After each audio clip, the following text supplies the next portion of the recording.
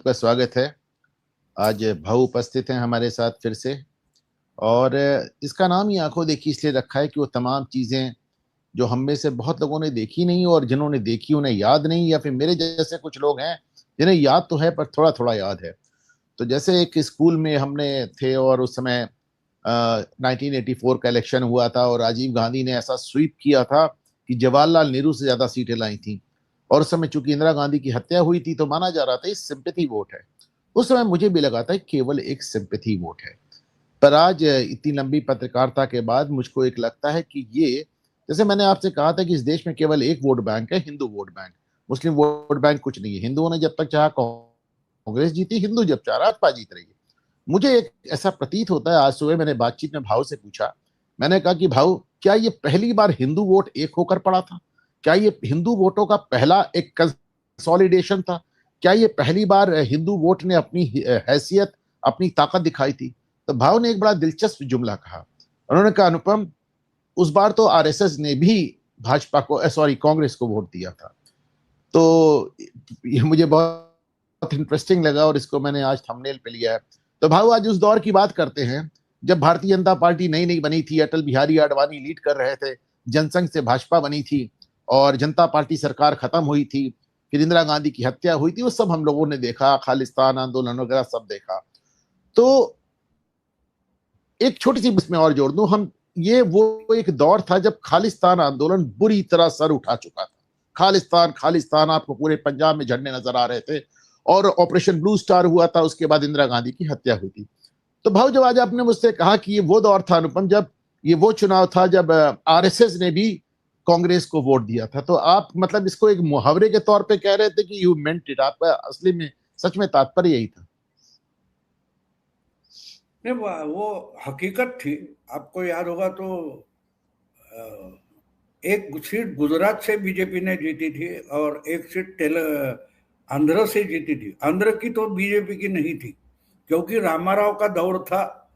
और वो जो चुनाव 84 का हो गया, आपको कितना याद है मुझे पता नहीं। उस वक्त 2 नंबर की पार्टी कौन होती थी मालूम है? दिल्ली में लोकसभा में 2 नंबर की पार्टी कौन वामपंथ थी? भाव कांग्रेस भाव की वा, वा, 415। वामपंथी वामपंथी 2 नंबर की पार्टी थी क्या? तेलुगु देशम। तेलुगु देशम, रामाराव। 27 या 29 सीटें थी उनकी, वो 2 नंबर की पार्टी थी। क्या बात है! ये बाकी छोड़ो, बीजेपी सीपीएम सब सब सब गए थे। और बीजेपी के लिए वो पहला चुनाव था पार्टी बनने के बाद। यानी जनसंघ 77 में जनता पार्टी में विलय हुआ था। और जनता पार्टी में विलय होने के बाद जब पहला चुनाव आ गया, क्योंकि 1980 का यानी जनता पार्टी डूबने के बाद जो चुनाव हुआ, इंदिरा गांधी बाउंस बैक हो गई। उस वक्त बीजेपी नहीं थी, जनता पार्टी में जनसंघ था। और बार बार ये दोहरी सदस्यता का मामला निकला। तो 1980 का चुनाव खत्म होने के बाद बीजेपी के यानी जनसंघ के लोग बाहर निकले और उन्होंने फिर से जनसंघ नाम नहीं लिया, उन्होंने नया नाम लिया भारतीय जनता पार्टी। उस वक्त बहुत सारे लोगों के समझ में नहीं आया था कि फिर से जनसंघ ना होते इन्होंने एक नया नाम क्यों ले लिया। तो उसमें आपको याद समझना चाहिए कि जनसंघ नहीं रहा लेकिन जनता पार्टी रही। उसके आगे एक भारतीय शब्द जोड़ा गया। तो आज अगर देश की सत्ता में सबसे बड़ी पार्टी बनकर बैठी है तो वो भी जनता पार्टी ही है, जिसको हम बीजेपी या भारतीय जनता पार्टी बोलते हैं। तो बीजेपी के पर भाव लीडर श्री भाव विजय भाव की जनता जनता पार्टी तो उसके बाद भी जीवित रही। चंद्रशेखर उसके अध्यक्ष थे, रामकृष्ण हेगड़े उसके अध्यक्ष थे। चंद्रशेखर जी को अध्यक्ष जी कहा ही जाता था उस पर। नहीं, वो बात नहीं है। लीगेसी किसके पास है? पूरे देश में इंदिरा गांधी को हराकर मेजोरिटी लाने वाली जो पार्टी थी उसको जनता पार्टी बोला गया, लेकिन वो रजिस्टर्ड पार्टी नहीं थी। वो चुनाव पूरा का पूरा 77 का चुनाव लोकदल चरण सिंह की जो पार्टी थी, भालोद बीएलडी, उसका चुनाव चिन्ह था। उस पर देश भर के जनता पार्टी के लोगों ने चुनाव लड़ा था। और फिर जब उसका ही बदल कर जनता पार्टी बनाई गई वही हलदर किसान, चक्रांकित हलदर किसान, ये उसका चुनाव चिन्ह था। तो कहने का मतलब ये है कि वो जो पूरे देश में कांग्रेस को हराने वाला वोटर था, उसको कंसोलिडेट करने के लिए जनसंघ वाले अलग हुए, लेकिन उन्होंने अपने पार्टी में फिर से जनसंघ नाम नहीं लाया, बल्कि भारतीय जनता पार्टी नाम लिया। ये उस समय का आपको अनुभव होना चाहिए, इसलिए मैंने कहा। और इसके बाद चुनाव तो नहीं थे, छुटपुट विधानसभा वगैरह चुनाव हो रहे थे, लेकिन रियल ऑल इंडिया चुनाव आया वो इंदिरा हत्या के बाद, जब राजीव गांधी प्रधानमंत्री बने तो उन्होंने 3-4 महीने पहले चुनाव कर दिया लोकसभा का। 1984 के आखिर में हो गया वो, और हम भी हैरान थे। और दूसरी बात है, 1984 में और एक बात हो गई, पहली बार शायद, हाँ सॉरी, दूसरी बार ओपिनियन पोल आया था।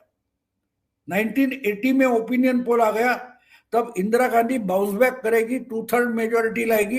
ये इंडिया टुडे में बहुत बड़ा आर्टिकल स्टैटिस्टिक के साथ प्रणय रॉय ने लिखा था। लेकिन और मजेदार ये बात है कि वो इंडिया टुडे ने वो आर्टिकल पब्लिश किया, लेकिन उसके नीचे एडिटर का डिस्क्लेमर था कि ये हमारा दावा नहीं है, ये स्टैटिस्टिशियन प्रणय रॉय और उनका जो टीम है उन्होंने ओपिनियन पोल वगैरह बनाया था। तो उसका था, दुनिया भर में ओपिनियन पोल होते रहे, हमारे यहाँ नहीं हुए। क्यों? क्योंकि हमारे यहाँ मल्टी पार्टी सिस्टम है। बाकी दुनिया में रिपब्लिक जीतेगे या रिपब्लिकन जीतेगे या डेमोक्रेट जीतेगे, 2 पार्टी सिस्टम है, तो इसलिए नहीं हो रहा था। लेकिन एक अलग लॉजिक उसका बनाकर उसने इतना परफेक्ट निकाला था। तो 84 में दूसरी बार उसने बोला ये 400 बार जाएगा। बाबू बस एक सेकंड टोक रहा हूं आपको। हम लोगों ने मजाक उड़ाया था, हम लोगों ने ओपिनियन पोल का, मैं भी जर्नलिस्ट हूं, अरे ये कौन निकला टिकोरिया राव। नहीं बस बाबू, मैं बस यही आपसे कहने वाला हूं, एक सेकंड भाव को टोक रहा हूं, धृष्टता कर रहा हूं, पर व्यूअर्स को, दर्शकों को इस बात का ध्यान देना चाहिए कि ये ऐसी बातें हैं जिसको मेरे जैसा एक खांटी पत्रकार भी सुन के झूम जाता है। हमने डॉक्टर प्रणय रॉय को पहली बार वर्ल्ड दिस वीक पे देखा था, आज मैं भाऊ के मुंह से पहली बार सुन रहा हूं कि वो ओपिनियन पोल करते थे, और 1980 में उन्होंने ओपिनियन पोल ही नहीं किया। हाँ, वो ओपिनियन पोल के जनक हैं। और आज भाऊ ने दूसरी कितनी खूबसूरत बात कही, इतनी खूबसूरत बात कही कि भारत में ओपिनियन पोल इसलिए नहीं होता क्योंकि मल्टी पार्टी है। 50 से लेकर जितने चुनाव हुए थे उसका उन्होंने स्टडी किया, उस पर ही उनकी पीएचडी है, उनकी पीएचडी जो है उस पर है। तो उन्होंने वो तय करके उन्होंने इसका एक लॉजिक बनाया था कि देश में कुछ 25 या 30 चुनाव क्षेत्र ऐसे कि जो हर बार अपना मत बदलते, हर बार अपनी सीट का लीडर या पार्टी बदलते, तो फिर उसमें कितना परसेंटेज होता है, फिर उस चुनाव क्षेत्र का प्रभाव आसपास के 10, 15, 25 कॉन्स्टिट्यूएंसी में कैसे होता है, उसका बारीकी से स्टडी किया था। और उसके आधार पर इतना परफेक्ट, जब उन्होंने 84 में राजीव गांधी को 400 से ज्यादा मिलेंगे बोला, सब लोगों ने मजाक उड़ाया था। लेकिन जब हुआ उसके बाद हमारे देश के बुद्धिजीवी उसको सीरियसली लेने लगे, और दुकान में माल चलता है तो उसी तरीके के और प्रोडक्ट आते जाते हैं, बहुत सारे सेफोलॉजिस्ट तैयार हो गए। लेकिन वो 84 की बात जो कर रहे हो तो उसमें वो इम्पोर्टेंट था, और इसलिए 214, 415 या कुछ सीटें मिली थी। तो ये समझना जरूरी होता है। क्या करते हमारे यहाँ, क्या करते हैं कि जो एक हमारे यहाँ ब्यूरोक्रेसी है, आईसीएस होते थे, फिर आईएएस हो गए, इंडियन एडमिनिस्ट्रेटिव सर्विसेज।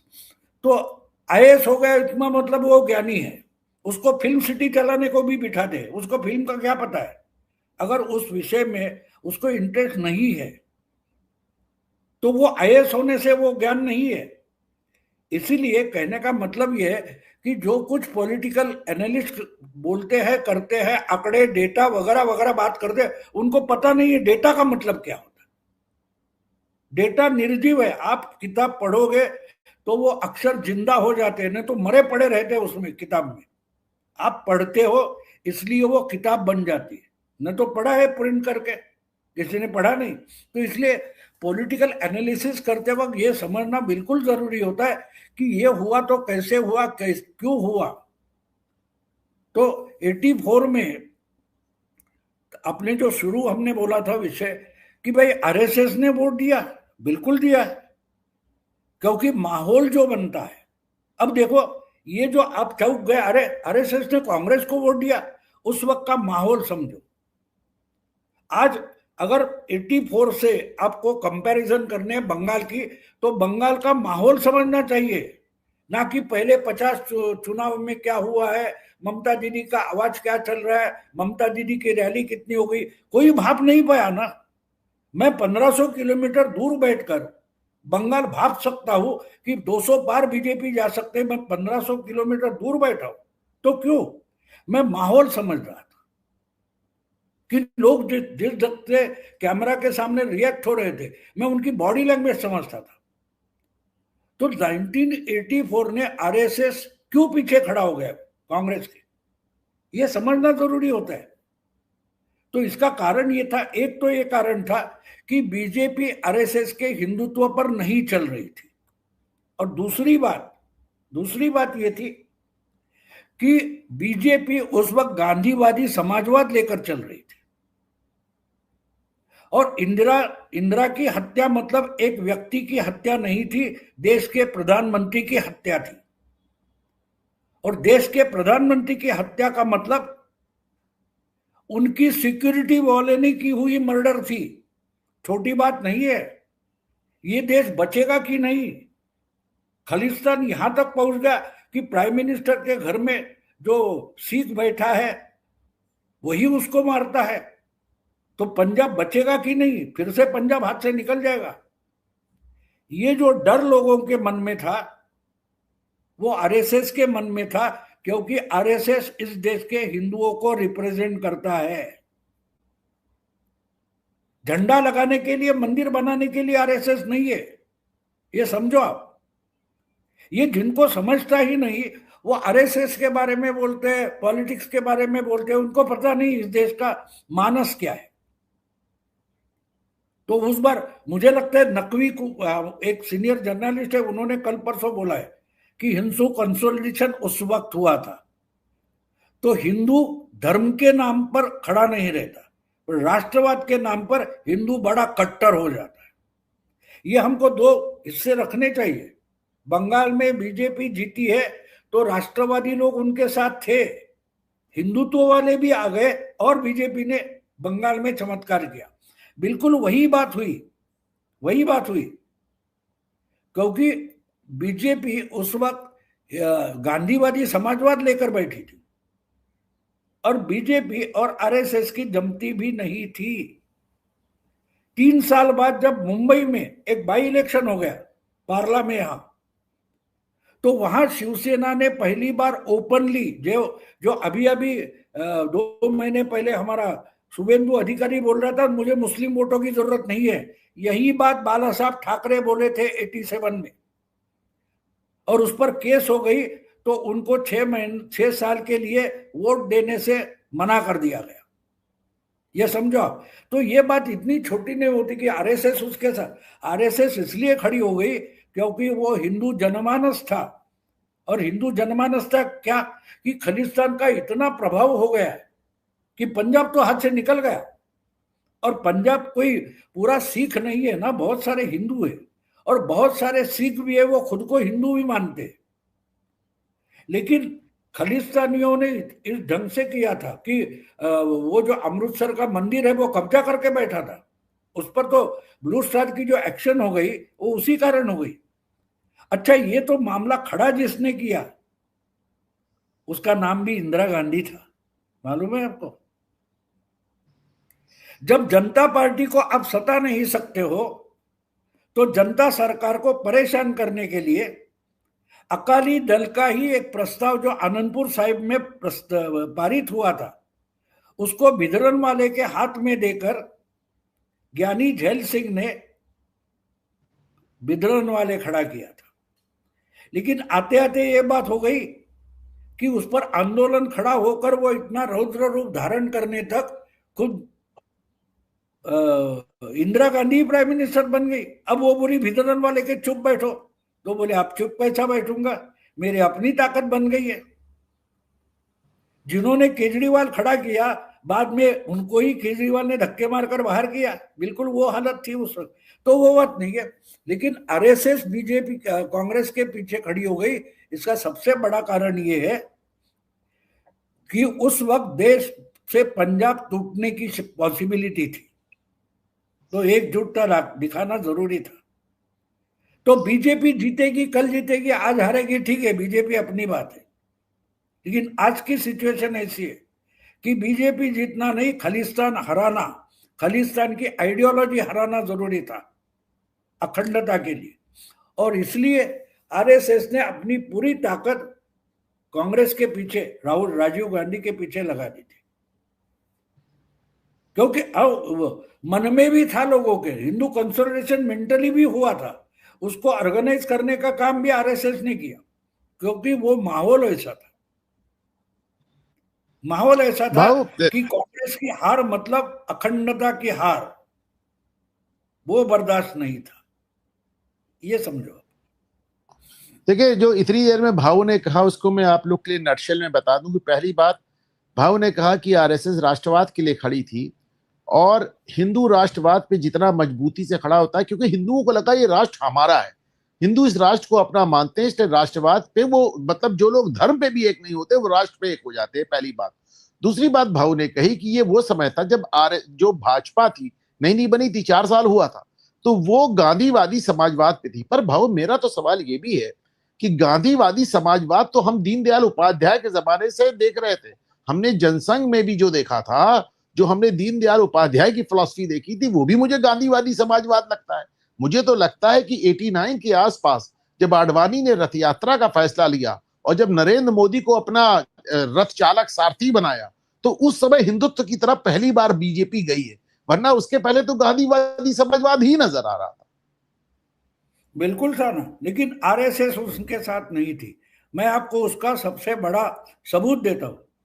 87 का चुनाव जो बोला मैंने कि बाला साहब का वोटिंग का अधिकार छीना गया था, रमेश प्रभु जो शिवसेना का दूसरा कैंडिडेट चुनकर आया, और वो चुनाव क्षेत्र था जहां शिवसेना ज्यादा लड़ती भी नहीं थी, अमराठी एरिया ज्यादा है, फिर भी वहां शिवसेना ने बाई इलेक्शन में अपना कैंडिडेट खड़ा किया और हिंदुत्व के नाम पर वोट मांगे।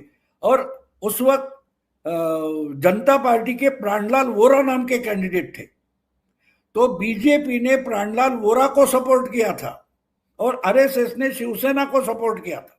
ये क्लियर डिवीजन मैं आपको दिखा रहा हूं।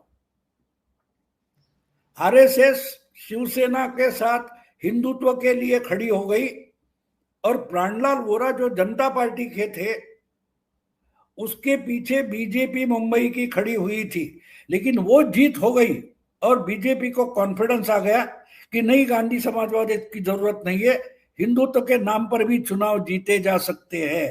तो एक तरीके से आपको मानना पड़ेगा कि शिवसेना ने पॉलिटिकली हिंदुत्व का रास्ता बीजेपी को दिखाया।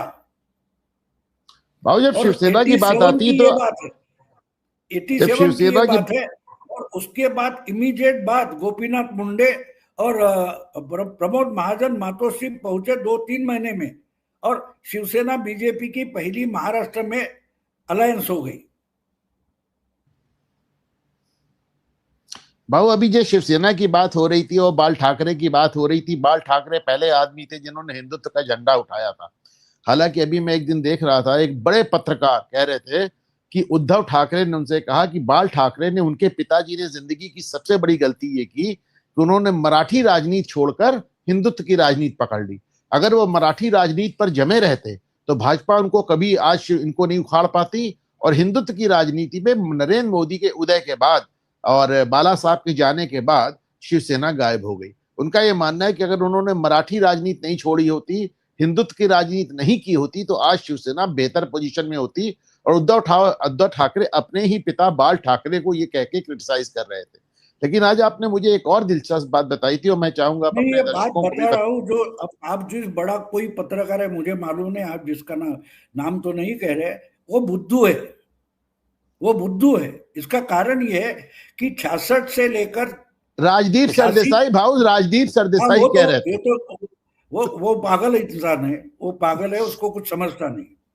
66 में शिवसेना शुरू हो गई मराठी के मुद्दे पर, और 85 में शिवसेना कॉरपोरेशन में अपने बलबूते पर चुनकर आई।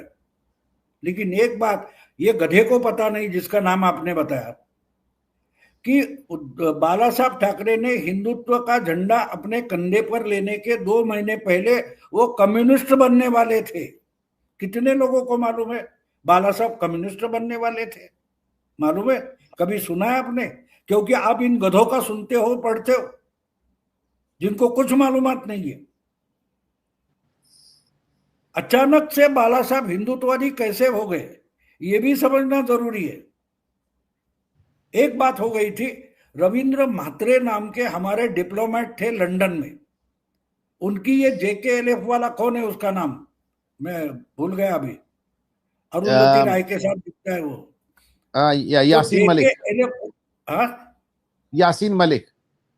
हाँ, यासीन मलिक, उसके किसी चेले ने रविंद्र म्हात्रे की हत्या कर दी थी, और बाला साहब गुस्से में आ गए, उसको हिंदू करके ही मारा है, तो चलो हम सब हिंदू इकट्ठा हो जाए।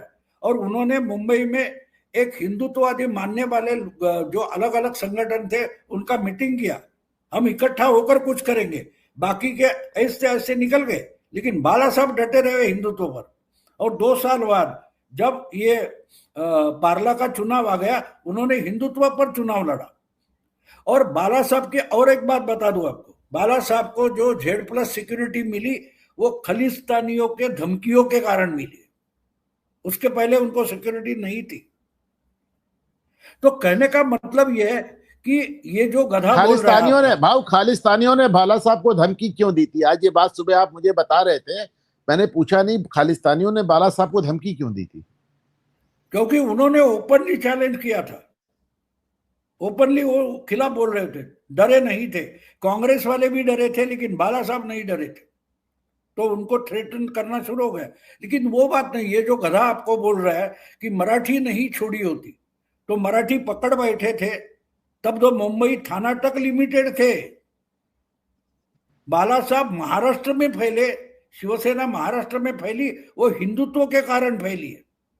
66 से 86 तक 20 साल शिवसेना मुंबई ठाणे तक लिमिटेड रही, तो ये कहता है कि वो वैसी ही रहनी चाहिए थी, महाराष्ट्र में शिवसेना को जाने की जरूरत नहीं थी। आज जो शिवसेना महाराष्ट्र में फैली हुई दिखाई देती है, उसका सबसे बड़ा कारण हिंदुत्व है।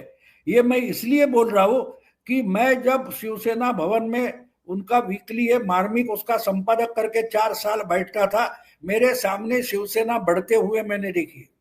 और दूसरी बात, शिवसेना महाराष्ट्र में गई नहीं, महाराष्ट्र शिवसेना में आ गया, क्योंकि इनके नेता गांव गांव तक जाते नहीं थे, वहां से बच्चे लड़के आते थे।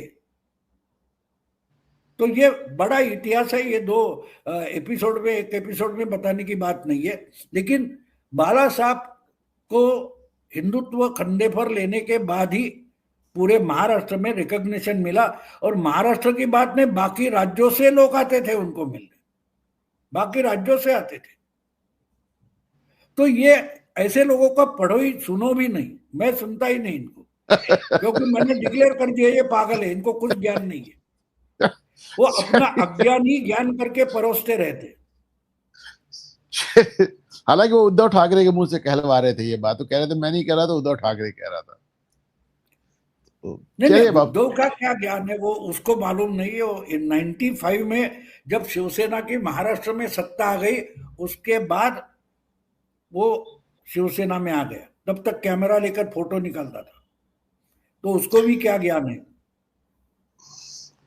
अब वो तो चलिए, वास्तव में जितने डायनास्ट आए ज्यादातर को राजनीति में आइडिया नहीं। लेकिन भाई, जो आज आपने एक बात कही कि एक समय था जब हिंदुओं का पहला कंसोलिडेशन हुआ 1984 में, हम देखते हैं सारे हिंदू एक आए, और ये इसलिए आए क्योंकि एक सिखों के एक बहुत छोटे से हिस्से ने, बहुत ही छोटे से हिस्से ने, मैं मानूंगा 1% भी नहीं थे, एक खालिस्तान का एक आंदोलन शुरू किया।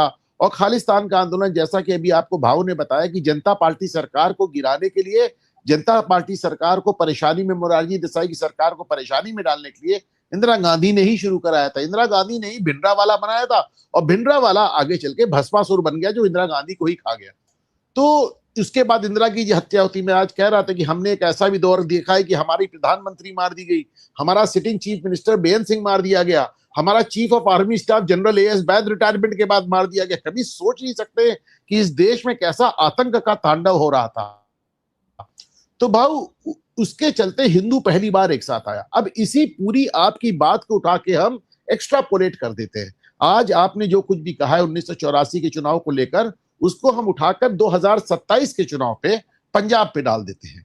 क्या हिंदू एकता आपको फिर से होती नजर आ रही है पंजाब में? क्योंकि पंजाब में कहते हैं 46% हिंदू है, 46% हिंदू, इतना परसेंट तो वोट किसी को मिला ही नहीं। वो आज भी कह रहे हैं कि अगर भारतीय जनता पार्टी को लगता है कि अगर हमको 70% हिंदू मिल गया, 70% हिंदू मिल गया, तो हमको करीब 30% के आसपास वोट मिल जाएगा और हम या तो लार्जेस्ट पार्टी या सेकंड लार्जेस्ट पार्टी बनकर आ जाएंगे। तो हिंदुओं का जो कंसोलिडेशन आपने खालिस्तान के चलते 1984 में देखा, आज फिर से खालिस्तान की बातें हो रही हैं। अमृतपाल सिंह चुनाव जीत रहा है, इंदिरा गांधी की हत्यारे का बेटा चुनाव जीत रहा है। आप देख रहे हैं कि कालरा पे फिल्में बन रही हैं, ये जो अभी सतलज बनी, आप देख रहे हैं कि किस तरह विदेशों में आंदोलन चल रहा है। आप देख रहे हैं कि थाने पे हमले हो रहे हैं, अकाल तख्त में पूरी पूरी सरकार तलब हो रही है, एकदम वही माहौल बन रहा है भिंडरावाल में। तो ऐसे में क्या आप हिंदुओं का एकजुट होना फिर से देख रहे हैं 2027 में? मैं तो ये भी पूछूंगा कि सतलज फिल्म जो आई है, कहीं ऐसा तो नहीं कि सतलज फिल्म ला के जो आतंकवाद का माहौल बनाने की कोशिश की है, ये दांव उल्टा तो नहीं पड़ गया? सतलज फिल्म के बाद एक बार फिर इस पर नई बहस शुरू हुई है कि कैसे हिंदू मारे गए। मैं दर्शकों को बता दूं कि साहब पंजाब केसरी के जो एडिटर थे लाला जगत को जब मारा था इन लोगों ने, मैं कहता 1981 में मारा था, तो लाला जगत नारायण उनका नाम था और वो पंजाब केसरी के एडिटर थे, पूरे ग्रुप एडिटर थे, उनको सरेआम गोलियों से भून दिया गया था। तो उसके बाद एकदम मीडिया सकम करता चला गया। तो वो सब जो दौर हमने देखा है, तो आपको क्या लगता है कि फिर से 1984 वाली बात हम पंजाब में देखेंगे और फिर से हिंदू कंसोलिडेशन देखेंगे वोट का 2027 में? बिल्कुल, देखो मुझे उसमें कोई बड़ी बात नहीं लग रही है। मैंने तो बंगाल के चुनाव में पहले राउंड में 93% वोटिंग हो गया, तब मैंने बोला था, यानी उस पहले फेज का जो चुनाव हुआ, वोटिंग हुआ, तब मैंने बोला था ये भूकंप है और भूकंप के बाद आता है उसको सुनामी बोलते हैं। तो सेकंड फेज का 29 मई को, अप्रैल को वोटिंग हो गया, तब मैंने बोला था ये अब वो 92% हो गया, मैंने बोला था ये सुनामी है। और ये सुनामी पंजाब को पार करके पाकिस्तान तक जाएगी।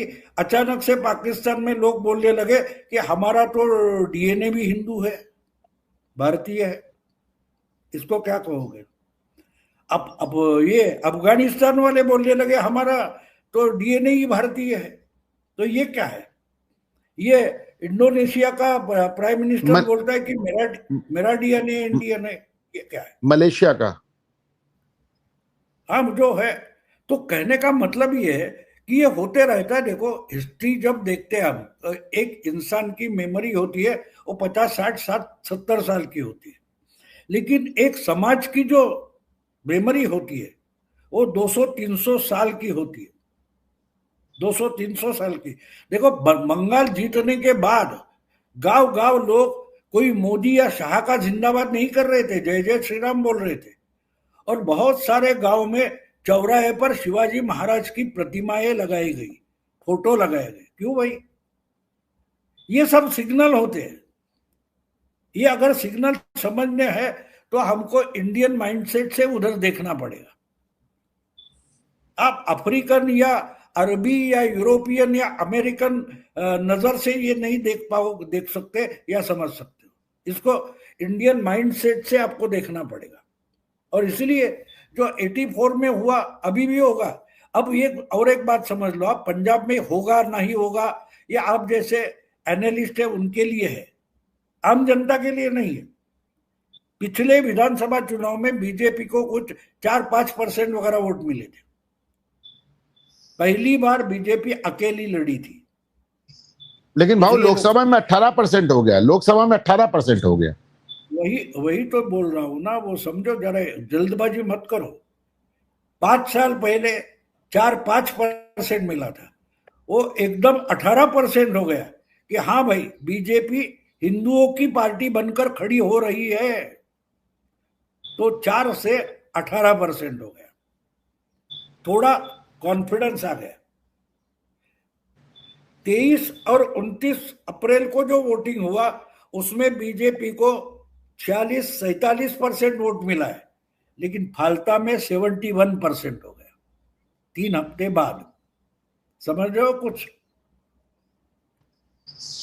तो 4 से 18, 18 से 28 होने में टाइम नहीं लगता है, देखना पड़ता है। और इसके लिए उस माइंडसेट से जाना पड़ता है कि हिंदू जनमानस कैसे सोचता है, कैसे सोचता है। तो ये बात है, कंसोलिडेट, मैं उसको कंसोलिडेशन नहीं मानता। एक तो बात यह कि, और दूसरी बात उसमें पॉजिटिव कहाँ है कि अगर अमित शाह बोल रहे हैं कि मैं 2 महीने डेरा डालकर बैठूंगा, आप सत्ता देते हो तो 3 साल में नशा मुक्त कर दूंगा। जो इंसान माओवाद नक्सल मुक्त बंगाल वगैरह कर सकता है, नक्सल कॉरिडोर खत्म कर सकता है 8-10 साल में, तो 3 साल में नशा मुक्त पंजाब करना मुश्किल नहीं। लोग उस पर भरोसा करेंगे, लोग उस पर भरोसा करेंगे। और उसका मैंने आपको बताया कि 4% से 3 साल के बाद कहाँ आ गए, 22 के बाद 24 में 18% हो गया। क्यों? बीजेपी अकेली लड़ रही है और अकालियों को छोड़कर लड़ रही है, तो अकालियों का बैगेज बीजेपी पर नहीं है। तो जो 18% हुआ है वो अभी भी जो अल्टरनेटिव देख रहे थे वो बोलेगे नहीं, मिल गया अल्टरनेटिव, विकल्प मिल गया, ये होगा। और ये तो ये सोच है, लेकिन जब आप उस सोच को कुछ कॉन्क्रीट देते हो कि भाई हम कानून व्यवस्था करेंगे, हम यहाँ की अर्थव्यवस्था इकोनॉमी सुधार देंगे, हम नशा मुक्त करेंगे, ये सब बोनस बन जाते हैं। ये समझो कि ये तो मिलेगा। मैं तो तेल लेने गया था, तेल का डिब्बा फ्री में मिल गया ना।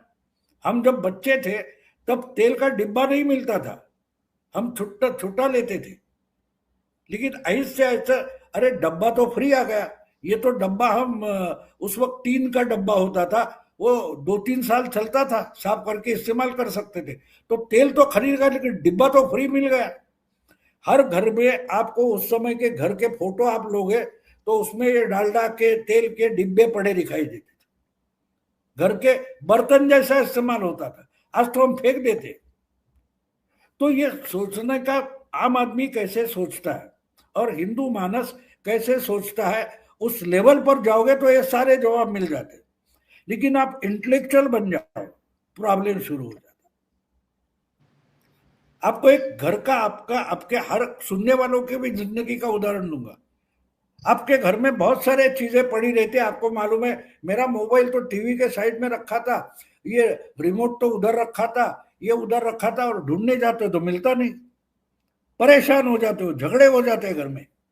वो आधे घंटे के बाद देखते अरे ये तो यहाँ है, तो आधे घंटे पहले कहा था, उधर ही था, उधर ही था, लेकिन आप देख नहीं पा रहे थे। क्यों? आंखों को दिखता था लेकिन दिमाग नहीं देखना चाहता, क्योंकि दिमाग ढूंढता है।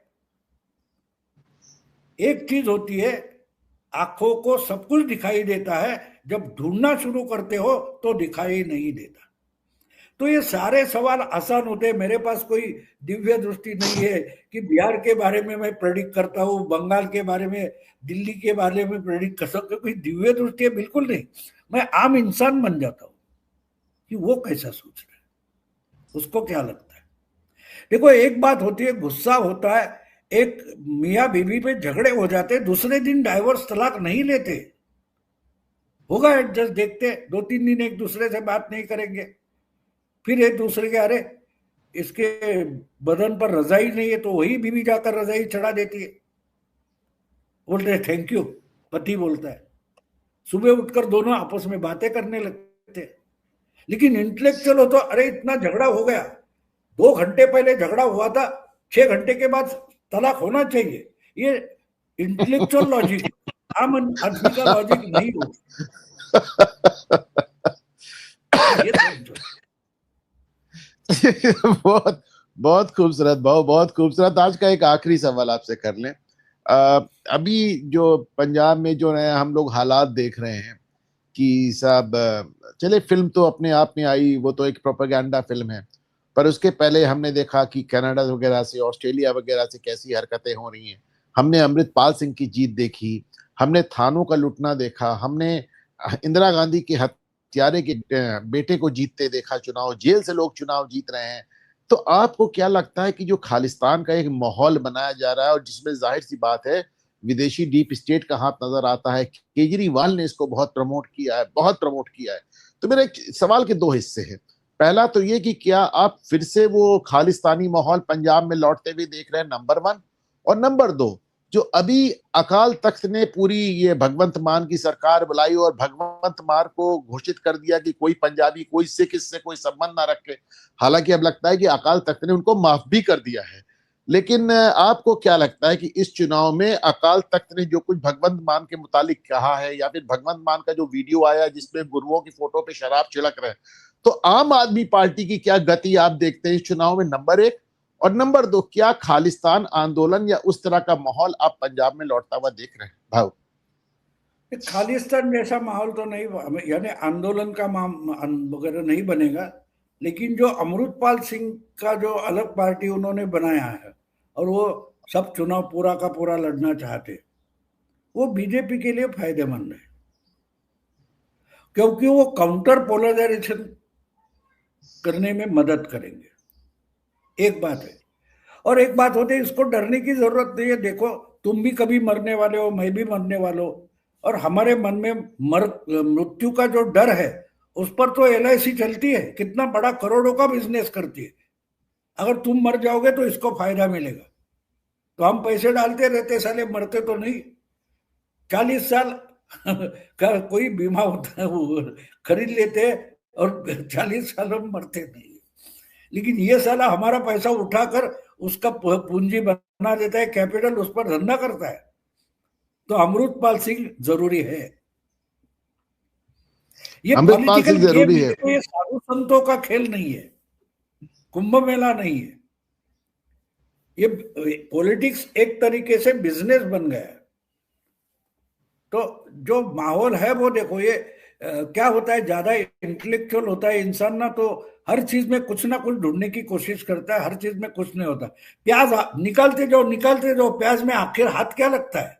हमारे मराठी में उसको बोलते हैं नाकाने कांदे सोलने, यानी नाक से प्याज खो, खोलते रहना, निकलेगा तो कुछ भी नहीं।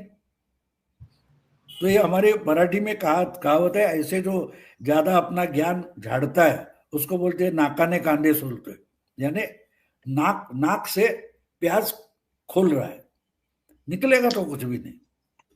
गॉट इट भाव। एक आपके घर से भी सवाल पूछ लें, आज अपने घर के बड़े एग्जाम्पल्स दिए। क्या हुआ, शरद पवार की बड़ी चर्चा हो रही है, कभी चर्चा होती है कि कांग्रेस में अपनी पार्टी मर्ज कर देंगे, अब चर्चा हो रही नहीं नहीं नहीं शिवसेना नहीं, की, भाजपा वो की चर्चा।